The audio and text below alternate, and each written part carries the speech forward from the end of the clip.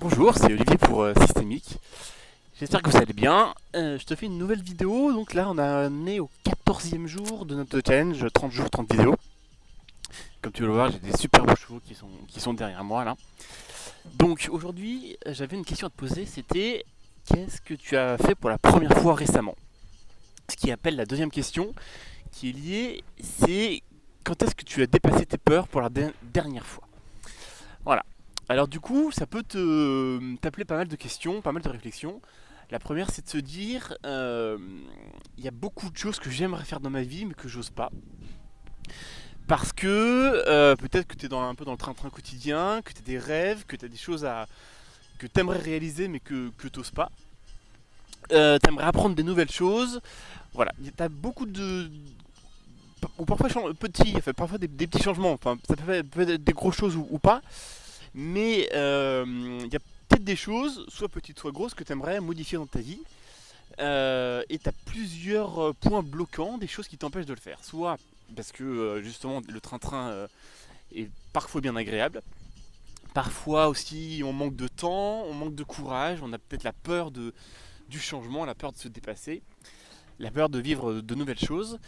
Et donc, moi ce que je te propose, très rapidement, là dans cette vidéo, c'est d'essayer de voir comment on peut faire justement la chose qu'on n'arrivait pas à faire. Voilà. Et c'est vrai que c'est assez intéressant parce que y a beaucoup de personnes qui disent que, des auteurs qui disent faites chaque jour quelque chose qui vous fait peur. Voilà. Donc ça c'est vraiment le point très important de cette vidéo, c'est que si vous avez un peu des changements, des difficultés à bouger, essayez de faire quelque chose qui vous fait peur. Et forcément, et même si c'est quelque chose de tout petit, voilà. David Laroche par exemple, si vous le connaissez, lui, il a sa plus grande peur, c'était de prendre la parole en cours quand il était en classe. Et donc son premier pas, mais qui lui quand même demandait, qui lui coûtait quand même un effort, c'était de lever la main comme ça pour dire je veux bien répondre à la question, soit pour poser une question, soit pour donner une réponse. Et en fait, chacun de nous, on doit trouver cette chose qui est très très petite. Ah, on a de la visite là. Cette chose qui est très très petite et qui va nous permettre justement de nous rapprocher, de dépasser notre peur et donc de nous rapprocher à la fois de notre objectif. Et en fait, le fait de faire des tout petites choses mais qui sont déjà dures entre guillemets vont nous permettre au fur et à mesure d'étendre notre zone de confort et de nous rapprocher de nos rêves, d'enlever les peurs dans notre vie et d'aller vers plus de changements, vers ce qu'on veut. Donc voilà, je vous laisse un peu une petite vidéo pour... je vous montre un peu les beaux chevaux comme ils sont avec vous là pour la vidéo. Voilà, donc je pense que c'est assez clair, voilà, j'ai pas besoin d'en dire beaucoup plus que ça.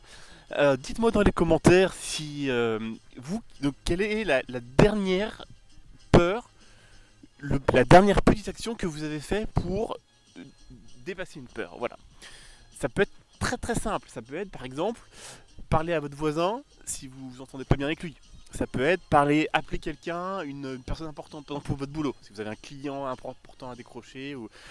Ça peut être n'importe quoi en fait. Si vous avez peur de monter en hauteur, vous pouvez monter sur une échelle. Si vous avez peur de plein de choses, de parler en public par exemple, ça peut être de commencer une petite présentation. Enfin voilà, il y a vraiment dans tous les domaines de la vie des applications. Et ça peut être très très intéressant d'avoir une petite peur par jour, un petit dépassement de soi qui, si vous le répétez ou si vous l'amplifiez, va vous permettre de faire des pas d'un bond en fait significatif. Voilà, c'est Olivier pour Systémique. N'hésite pas à partager. J'espère que au moins tu peux liker pour les chevaux qui sont là, qui sont magnifiques. Et à demain pour une autre vidéo.